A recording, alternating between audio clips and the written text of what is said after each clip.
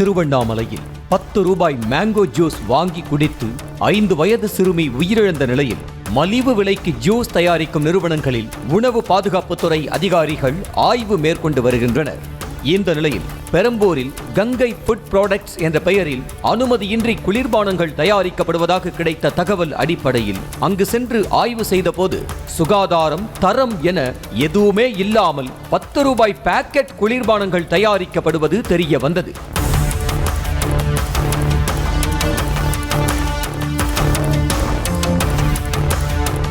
பெரம்பூரில் Ganga food products என்ற பெயரில் குளிர்பானம் தயாரிக்கும் வாடகை வீடு முழுவதும் சுகாதாரம் என்ற வார்த்தைக்கு அர்த்தம் என்ன என்று கேட்கும் அளவிற்கு பிளாஸ்டிக் கவரிலும் தரையிலும் குவியல் குவியலாக ஜூஸ் பாக்கெட்டுகள் 2 ரூபாய் ஐஸ் பாக்கெட்டுகள் கிடந்ததை கண்டு அங்கு ஆய்வுக்கு சென்ற உணவு பாதுகாப்புத்துறை அதிகாரிகள் அதிர்ச்சி அடைந்தனர்.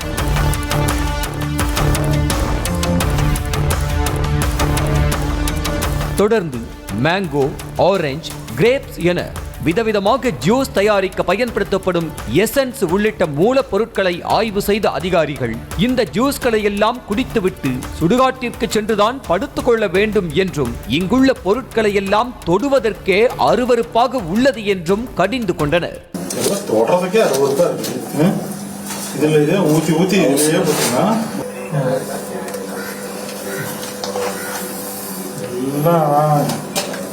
இது சக்கரை போட்டு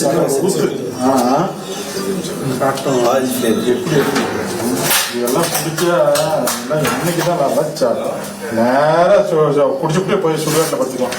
தொடர்ந்து மோர் பாக்கெட்டுகளை ஆய்வு செய்த அதிகாரிகள் இதில் என்னவெல்லாம் கலந்துள்ளீர்கள், எப்போது தயாரித்தது, மோர் பாக்கெட்டுகளை ஃப்ரிட்ஜில் வைக்காமல் ஏன் வெளியே வைத்துள்ளீர்கள் என அடுக்கடுக்காக கேள்விகளை எழுப்ப அதற்கு சரியாக பதில் சொல்ல முடியாமல் ஊழியர் திணறினார்.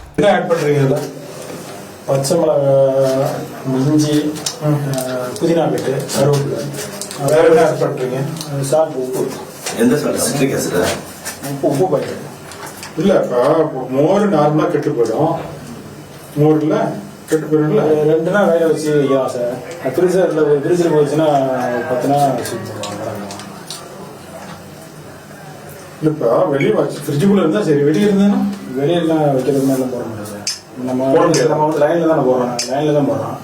கடைகளில் ஃப்ரிட்ஜில் நினைக்க தேவைக்கு எவ்வளோ 10 ரூபாய்டா 5 ரூபாய்டா தேவைக்கு அனுப்பிட்டு ஜூஸ், ஐஸ் உள்ளிட்டவற்றை தயாரிக்க பயன்படுத்தப்படும் கெமிக்கல்ஸ் கையிலேயே கரை போல் ஒட்டிக் கொள்வதாக கூறிய உணவு பாதுகாப்புத்துறை அதிகாரி சதீஷ், இந்த கெமிக்கல் அனைத்தும் உடலில் ஒட்டிக்கொள்ளும் என்றும் இதனால் வாய்ப்புண், தொண்டைப்புண், குடல் புண் உள்ளிட்ட பிரச்சனைகள் வரும் என்றும் அதிர்ச்சி தகவலை பகிர்ந்தார்.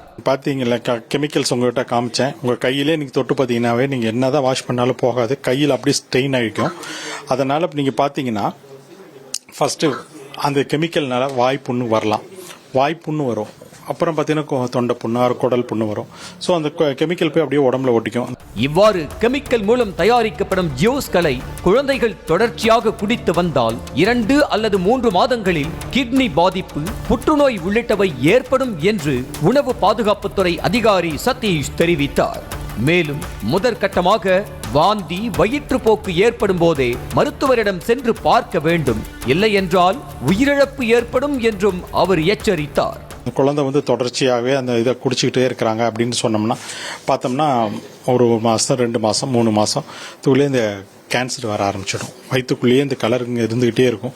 கிட்னியிலலாம் போய் வெளியேற்ற முடியாது. கிட்னிக்கு தெரியாது இந்த கலரை நம்ம வெளியேற்றணும்னு. ஸோ இந்த டை உள்ளுக்காரையே இருக்கும். இந்த டை இந்த கலரு, அந்த கலர் பின்னாடி கேன்சராக எல்லாத்தையும் பாதிக்கும். ஸோ இந்தமாரி அது ஒரு பக்கம். அது லேட் ஸ்டேஜில் தான். இமீடியட்டாக பார்த்தோம்னா சில பேருக்கு இந்த மாதிரி அன்ஹைஜீனிக்காக பண்ணியிருக்காங்க அப்படின்னு சொன்னோம்னா உடனடியாக வாந்தி, பேதி, வயிற்றாழை அப்படி போகும். ஸோ அந்த வயிற்றாலையோ வாந்தியோ அவங்க டாக்டர்ஸ்ட்ட போய் பார்க்காம விட்டுட்டாங்க அப்படின்னு சொன்னோம்னா கண்டிப்பாக உயிரிழப்பு ஏற்பட்டிருக்கும்.